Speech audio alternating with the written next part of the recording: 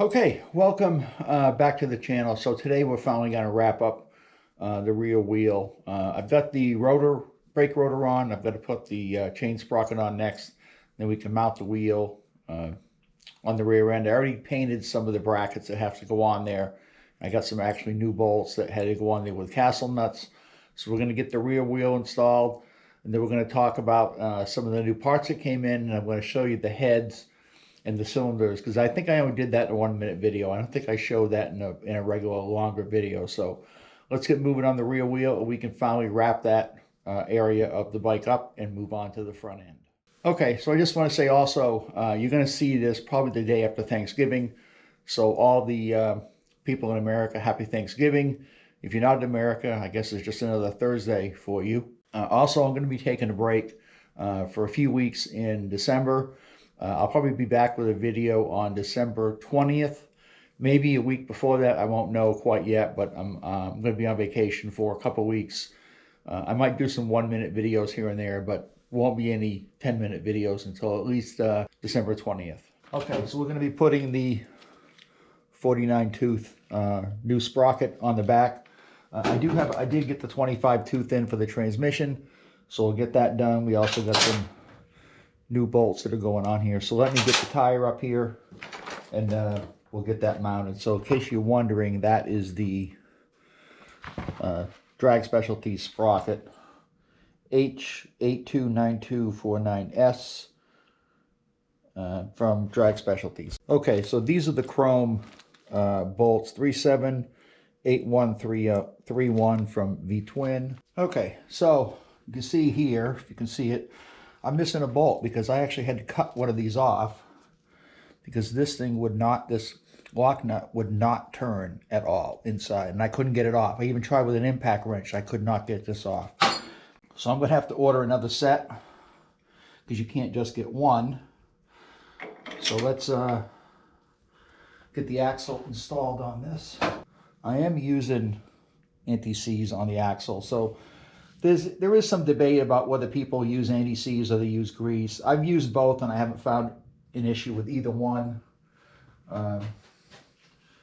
So I'm going to use anti-seize. Let me get some of this metal stuff off of here. I had to hacksaw that off. And this stuff kind of goes everywhere anyway, just like oil would. So let me see, it goes on this side. Okay. I'll end up having to wipe all this off at some point. So it went in this side first.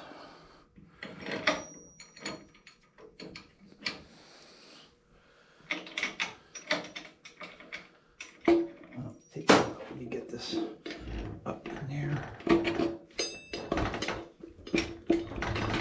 I gotta get this bracket up.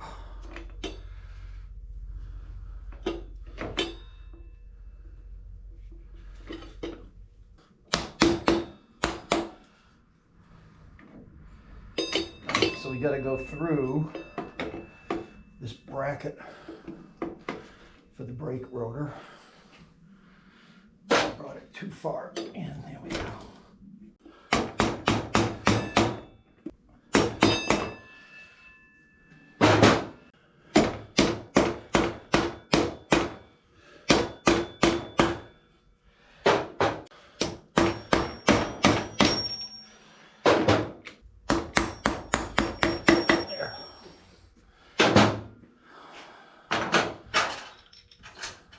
I'm not going to tighten this up quite yet. All right, so I'm not going to really torque this down, but rear wheel's back on. Okay, so we got to tighten up these. So I did get a new bolt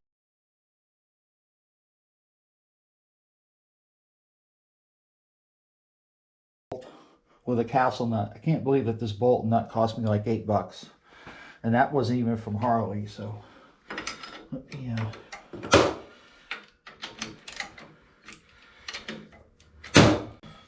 It's tightening up anyway, but I'm not going to put the cotter pins in there quite yet. Okay, so looks pretty good. Again, that's polished stainless, that's not chrome. And same thing with this new rotor is polished stainless. We still got the rotor to hook up. I'm going to lower the bike. That way we can work on the forks and the wheel bearings on this and do some work up here. So let me show you some of the parts that have come in. I'm glad this rear wheel is finally done. We can move on to the front end. So let's go take a look at some parts. Okay, so here's the heads and the cylinders. These were vapor blasted right down to bare aluminum, just like they came from the factory. They came out really well. Didn't really need to do a valve job on it. They just cleaned everything up. Same thing with the front head. Just had to clean everything up. So here's the cylinders. These are taken out 60 over. They vapor blasted these and then they cere coated them in gloss black. This was a bitch to get this gasket off. It was such a pain. It took me about well over an hour to get it off, but it finally came off. So I got the tappets in gloss black too, the same cere coating. Here's the old pistons, which really weren't that bad. And here's the new ones. Let me show you those. Okay, so these are the Wiseco. You can see on there, if I can get the glare out, they're 60 over. They're a little different than the other ones. These other ones were 30 over. The skirt's a little shorter, but you measure from the wrist pin anyway, so it's, you can see they're a little shorter than the stock. Well, let me put that up a little bit more. Maybe they're the same height, but the skirt is a little bit different. You can see it's, and these are forged. I don't know if these are forged or not, but I think these are Harley pistons. Can't see. It says JOTOC on it or something like that. I don't know. But anyway, new pistons. Glad to get those in. Now the exhaust and the intake are a little bit different. These are deeper than this, so I'm kind of glad for that. So I don't have to worry about the valves with that. So let's move over to some of these parts. So we got all the new wiring harnesses in. These are the rings and the cere clips. These are the front wheel bearings. We have the gaskets for the transmission. There's a super nut on there. And these are the gaskets for the front end, for the forks. These are the seals and races for the neck. Here's the rest of the gaskets for the transmission. Got a new terminal block. This is the inner bearing for the inner primary.